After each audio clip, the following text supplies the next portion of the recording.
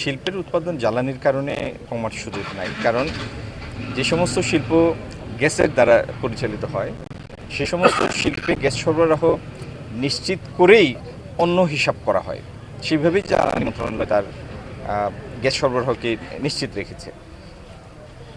বৈশ্বিক পরিস্থিতির কারণে বিভিন্ন জায়গায় কনজামশন কমেছে, যে কারণে রপ্তানি কমেছে। এবং এই যে বিশেষত আমরা যা রপ্তানি করি তৈরি পোশাক, সেটির রপ্তানি যে শুধু বাংলাদেশ থেকে কমেছে ব্যাপারটা তা নয়, আমাদের প্রতিদ্বন্দ্বী সবগুলি রাষ্ট্রের রপ্তানি কমেছে। তো এটি একটি বৈশ্বিক বাস্তবতা, বাংলাদেশের জন্য আলাদা কিছু না। বিনিয়োগ এবং কর্মসংস্থানের জন্য সম্প্রতি গেল 2 দিন আগে সম্ভবত আপনি জাপানের সাথে সরকারের তরফ থেকে আসলে বৈঠক হয়েছে, এই বিষয়ে কি বলবেন? এটি জেট্রোর যিনি কান্ট্রি রিপ্রেজেন্টেটিভ তিনি এসেছিলেন। জাপানের সাথে আমাদের একটি ইকোনমিক পার্টনারশিপ এগ্রিমেন্ট স্বাক্ষরিত হয়েছে, সেটি অবশ্য এখনও পার্লামেন্টে রেটিফাইড হয়নি। সেটি পাশ হলে তারপরে সেটি আনুষ্ঠানিকভাবে অ্যাক্টিভেটেড হবে। তো আমরা আশা করছি আগামী দিনে জাপানের সাথেও জাপানি বিনিয়োগ আমরা বেশি বেশি আকৃষ্ট করতে পারবো।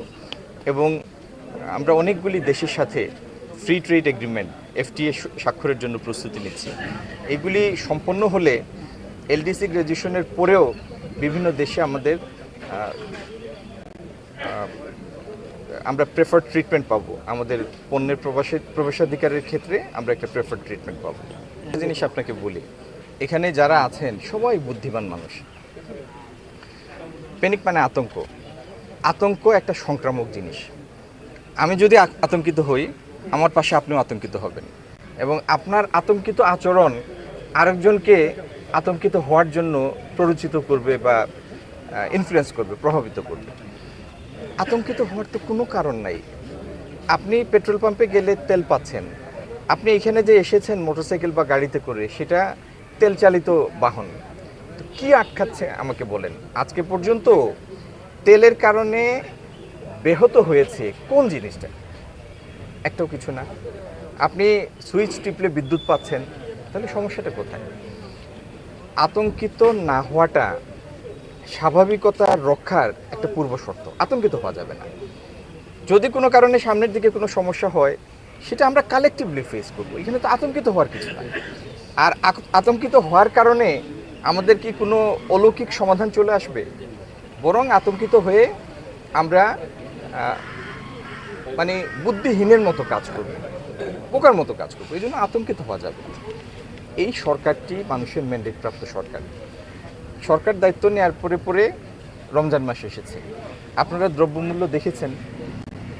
এই সরকারটি সেটি শক্ত হাতে জিনিসগুলি হ্যান্ডেল করেছে, তাই না? এবং দেশের মানুষের সহায়তায় হ্যান্ডেল করেছে। এখানে যদি ভোক্তারা আতঙ্কিত হতেন, তাহলে জিনিসপত্রের একটা কৃত্রিম অভাব তৈরি হতো না। তো সাধারণ মানুষের মধ্যে সেই শৃঙ্খলা বোধ ছিল।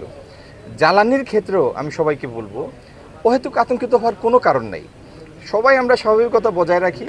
তবে একটা জিনিস তো ঠিক, যেহেতু যেখান থেকে জ্বালানি আসে, তেল, ডিজেল, গ্যাস আসে, সেখানে যেহেতু মূল্য অস্বাভাবিক মাত্রায় বৃদ্ধি পেয়েছে, তারপরে সরবরাহ পরিস্থিতির মধ্যে অস্বাভাবিকতা আছে, সেজন্য ব্যবহারে যেন আমরা সাশ্রয়ী হই।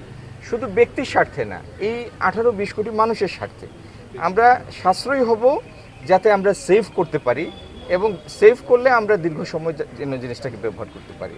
আমরা যদি সেভ করি, তাহলে এই দেশের জন্য আমদানি করতে হবে কম আমদানি করতে হলে বৈদেশিক মুদ্রার খরচ হবে কম।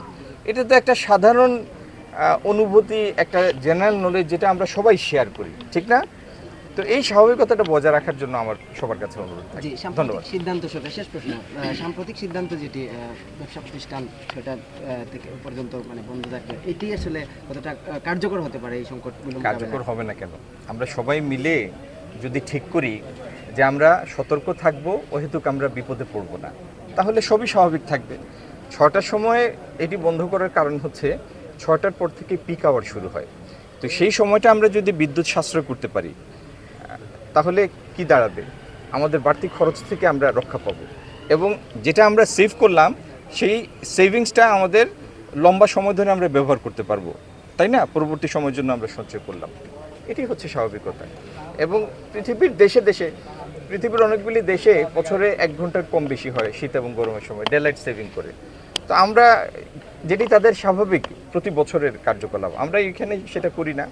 এখন আপৎকালীন পরিস্থিতিতে আমরা কিছু সতর্কতামূলক পদক্ষেপ নিচ্ছি এবং আমরা সবাই এই পদক্ষেপগুলিকে প্রতিপালন করে একটা শৃঙ্খলাবোধের পরিচয় দিব এবং সরকারিভাবে যে উদ্যোগগুলি নেওয়া হয় সম্মিলিতভাবে সেটা আমরা প্রতিপালন করে উদ্যোগগুলিকে বাস্তবায়ন করব যাতে আমাদের অবজেক্টিভগুলি পুরো হয়। ধন্যবাদ সবাইকে। একটু শুধু সংসদ সদস্য হিসেবে একটা প্রশ্ন করতে চাই, যেহেতু আপনি এলাকার সংসদ সদস্য, আপনাকে জানিয়ে রাখতে